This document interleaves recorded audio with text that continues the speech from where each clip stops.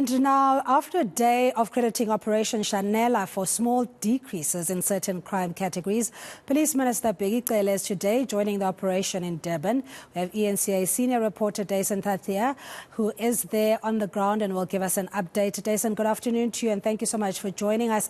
Just to give us a sense of progress being made with this particular operation now extending to KwaZulu-Natal.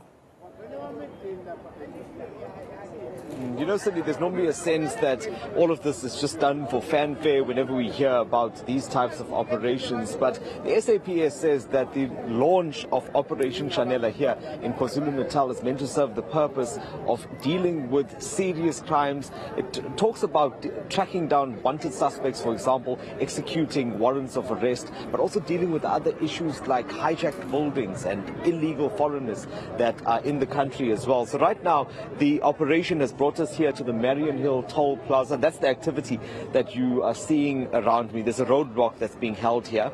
I should also mention that it's not just the SAPS, it's also the RCI and the Metro Police and a few other agencies as well. Police Minister Bheki Cele, after launching the operation in Durban Central, is now visiting this area. He did a walkabout through town as well, through the CBD. And one of the things that he had mentioned during the launch was that KwaZulu-Natal remains as one of the most dangerous areas to be in. eThekwini alone accounts for more than half of the crimes that are committed here in KwaZulu-Natal. So eThekwini then is one of the areas that needs to be dealt with. You'll also know that there's the issue of mass shootings, for example, that take place here. That has been an area of concern. I just want to interrupt, Minister, if I could just trouble you. We are live. So, let's talk a little bit about what it is that you will be achieving with Operation Shanela here. It comes slightly after the national launch, but KZN in particular is a problem, as you've outlined. Well, Operation Shanela is more intensive than ordinary policing, as you would know, as you would have heard, that especially starting from Thursday, which all researchers tell us that Thursday to Monday morning is a high-density crime period. So we're trying to respond to that. And indeed, the numbers that have been arrested are quite telling. It's almost 100,000, 99,000 people, 754. That's quite a big number. And those are not just ordinary people and petty crime. They are outstanding warrants of arrest for murder, for rape, housebreaking, car hijack, and all that. With the last yesterday's crime stats, we have seen some green shoots, including the murder. For a very long time, we have not seen grain when it comes to murder, which means the reduction is a very little reduction, nothing to celebrate about it, but it has happened. So we believe that these kind of operations are putting us there. This province is even extra, is more important. As we're dealing with the crime statistics, almost all mass shootings, they come from this province. Maritzburg leads on that. Your Taylor's Holt, your Plesaslar, your Cliplands, your Wamash Hostel, and other places. So the theory of Shanela is to prevent, is to make sure that you are there before these cases are happening. Minister, will Operation Shanela help in areas like Inanda, for example? I mean, these are areas, as you've also mentioned, that constantly appear in the top 5, and even Plesaslar, for example, and Mlazi. So what will be done specifically in those areas to deal with that and to reduce the crime rate? Well, fortunately in Mlazi, there is some movement in Mlazi. The movement, especially on the matter, I've seen some movement going down at one stage. I don't know whether it's this quarter or previous. They've moved from 2 to 11. Maybe the management, I know there is a new management. But one thing that we have been complaining about from the security cluster is that something called environmental design will have to help us. If you go to Inanda, I don't know if you have been there in the middle of the night at places like Matigwe and all those places, Toben and all.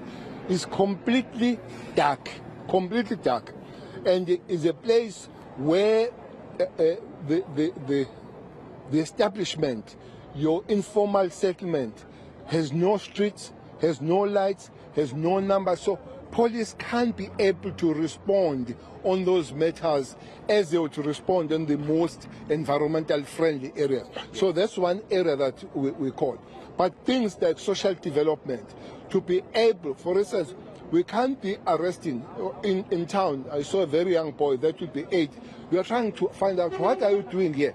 And we find that they involve themselves in criminality, and we're not going to be arresting those people. Social development and other departments must help us. So police will not be forever there. They need to open the space and work with other people so that there is a space of normalizing life. But also these saturated activities, operations, they're opening the space for normal policing. So stations must be able, after stabilization, after normalization, they must be able to continue with the work where they are. Minister, what then, on the one hand, you have this side which is showing that the police are actively involved in dealing with these crimes. On the other hand, what's not good for your image is like the cases we're seeing in Mpumalanga. You also mentioned that with the arrest of those police officers there, I mean, that doesn't really give a sense of reassurance to the public if your own vehicles are being used to move things like that. Well, I've raised this question that South African police are recruited from the members of South African society. For me, without really trying to find the excuse, they are a reflection of the society. Somebody in the portfolio committee yesterday raised the issue that they are angry. Some of the police are angry. They are ill-treating their customers as they come in the police station. I said, you must tell me, what do you call about a mother that kills 3 of her kids and herself, which is becoming some of a norm in South Africa. We have those that I don't even think they are buried in Eastern Cape as we speak, where 3 kids, but we have that aunt that has found guilty, who killed the kids here and all that. So that's that. So they are part of society. But this corruption, that's why there is Zondo Commission, that's why they were enhancing the law enforcement. And police, together with other law enforcement areas, there are quite several prosecutors, even judges, by the way. We have just arrested some few judges in Eastern Cape and Free State. So that tells you that the problem. That is not excuse. What I will live with is that police have a lot of oversight structures like your IPIT and all that, but it gives a cold comfort. It's good, but it's painful that you arrest some of ours. But for the fact that they are arrested, for the fact that there are members of the South African police that they will arrest their own. So it's a call we make. But if they cross the line, they will move from being law enforcers and become criminals, and that's what we'll do. I just want to touch on this quickly before we end. Also, I guess on the same theme about the issue of wellness, we've been noticing a number of police officers that have been involved in cases of killing their partners. Specifically, recently, we've been seeing women. You know that there was the case in KZN as well with that particular family, the Ntinga family. Is there enough being done to deal with these issues within the SAPS? I'm not saying that it's because of mental health issues that they're doing this, but do you think that enough is being done to deal with this issue within the SAPS? Well, definitely I'll be saying I'm over-exaggerating when I'm saying it's enough. But there is a lot that is being done. I